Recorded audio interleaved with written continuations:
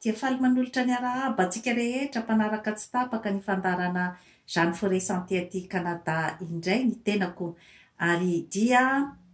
amin'izao printemps izao dia mahafaly ahy ny manolotra ny fandaharana izay mampientanentana antsika amin'izany printemps izany satria fantatritsika tsara fa aty Canada dia efa manomboka mihatsara ny andro zany na dia tsy tena hoe mbola misinda tanteraka raha ny la neige fa mbefa misy fiatsarany ny andro zany ary dia mbefa maheno ny vorona manenoneno amin'ny maraina efa mahita foana ny masoandro efa manomboka miposaka matetika izany. Ka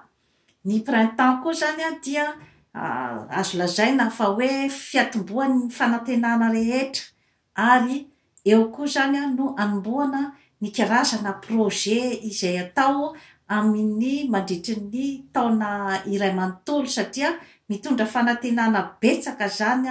eo amin'ny zavatra rehetra izay atao ny printemps. Ary indrindra koa zany eo amin'ny vehivavy zany dia io ny fotoana izay mampitsiry ny fitiavana ao amin'ny vehivavy, izany hoe eo zany no mampientanentana kokoa ny vehivavy zany amin'ny resaka fitiavana. Ka ao anatin'izany hoe fientanentanana izany zany dia manomboka eo koa zany ianao raha vehivavy no tokony hikojakoja ny tenanao, mikojakoja ny tarehy, ny volo, ny vatana ary indrindra koa zany dia manomboka ny karazana exercice physique na ny danse aérobika zany na ny la marche sy ny sisa sy ny sisa zany izay hoe afaka hitaizanao ny tenanao zany. Ary eo ihany koa no manomboka zany ny fanaovana ny karazana hoe fitandrovana sakafo, ny fihinanana ny sakafo ara-pahasalamana, ny fampitoniana ny saina zany amin'ny karazana fanaovana ny méditation sy ny sisa sy ny sisa. Ka araraotina zany ny fotoana ohatran'izao andinianao ihany koa ny tenanao amin'ny hoe fanaovanao ny bilan ny zavatra rehetra izay vitanao sy ny hoe inona ny projet izay mbola atombokinao mba hanatsaratsarahanao kokoa zany ny fiainanao. Eo amin'ny resaka fitiavana zany ny vehivavy dia manana tombony bebe kokoa zany izy rehefa amin'ny printemps satria amin'iny zany no misy kokoa zany ny energie avy any amin'ny vehivavy zany izay ahafahany mikojakoja ny tenany ary indrindra mikojakoja ny tokantranony, mikojakoja ny vady aman-janany zany. Ka amin'ny izay karazan-javatra zay zany dia misy ny torohevitra maro izay efa nasehoko teto amin'ny Jeanne Forêt Santé momba ny fikojakojana ny tenanao. Eo amin'ny resaka fitiavana zany ny vehivavy dia fantatritsika foana fa hoe io no tena mibahana indrindra zany amin'ny fiainan'ny vehivavy zany raha amin'ny jerena amin'ny ankapobeny zany. Ka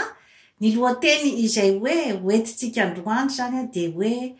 ny vehivavy ohatraohatry ny ahoana zany no hoe vehivavy mpandresy eo amin'ny fitiavana.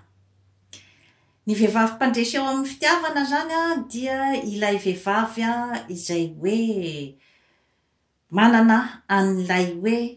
fahaizana mity. Efa nazavaiko teto moa zany ny hoe inona ny atao hoe fahaizana mity. Izany hoe accepter la personne telle qu'elle est. Izany hoe ny olona izay miaraka aminao zany, ny lehilahy izay miaraka aminao dia samy manana ny toetrany. Io toetra ananan'ny lehilahy na ny karazana hoe défaut izay misy any aminy zany dia matetika défaut izay hoe tsy azo ovana any aminy. Ka ny vehivavy mahay mity zany no afaka hiaraka amin'ny lehilahy izay hoe afaka mamakivaky aminy ny fiainana kanefa hoe tsy maneringelina firy ny fiainana zany ny fisian'ny karazana zany hoe défaut misy eo amin'ny lehilahy anankiray satria manamanana ny clément daholy ao ny mpisotro-toaka ao ny papirafia ao ny karazana clema toy ny hoe piloka sy ny sisa zany ka zany zavatra rehetra izany zany dia ataotsika hoe zavatra sarotra zany ny maka an'izay karazana clema izay zany eo amin'ny lehilahy ary maro ny mbola tsy voatanisa fa ireo zany aloha ny hoe tena mibahana zany ka ny vehivavy mpandresy amin'ny fitiavana zany dia mahafantatra tsara ny hoe cleman'ny lehilahy izay miaraka aminy ka tsy ny fandehanana hieritreritra anova olona iray satria zay mantsy zany matetika no mahatonga ny fahadisom-panantenana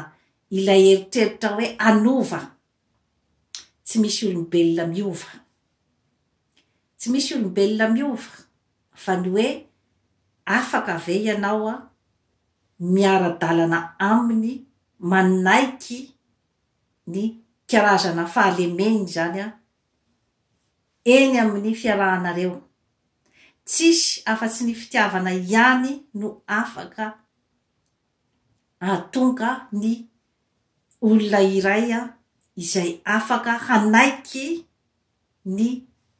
fahalemen'ny olona izay miaraka aminy zava-dehibe zay zavatra zay ary ny famolavolan'ny vehivavy ny personnalité ao aminy ny famolavolan'ny fahasalamany ara-tsaina ara-batana ary ara-panahy no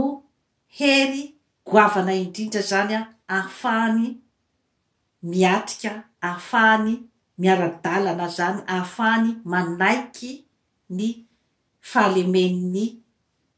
olona izay mifankatia aminy ka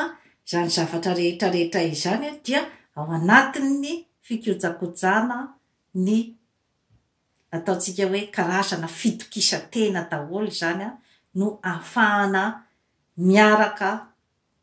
mamakivaky ny fiainana amin'ny olona izay hoe tianao eo zany ny toeran'ny hoe vehivavy mpandresy ny vehivavy mpandresy zany dia afaka manana n'izay karazana fitokisantena izay izy ny amin'ny hoe ananany ny karazana asambarana ninninna zavatra miseho manodidina azy ninninna sakatsakana amin'ny fiainany dia vonina hatrany zany ny vehivavy mpandresy hiatrika ny fiainana amin'ny lafiny rehetrarehetra amin'izay mahafiainana azy izay ny vehivavy mpandresy dia ny vehivavy tsy milona loatra ao anatin'ny fitsikarana ny hafa tsy milona loatra ao anatin'ny fialonana fa dia manao ny zay atsaratsara kokoa ny fiainany no ataony manao izay atsaratsara kokoa ny tenany ny figojan'ny tenany indrindraindrindra amin'ny resaka ara-pahasalamana ary ny hatsarana voalohany indrindra ry tovovavy dia ny hatsarana avy ao anaty vitsy dia vitsy ny mahatakatra an'izay karazan-javatra izay ny avy ao anaty no miseho aty ivelany ary ny aty ivelany dia ravahan'ny hatsarana avy ao anaty vao zay vao tena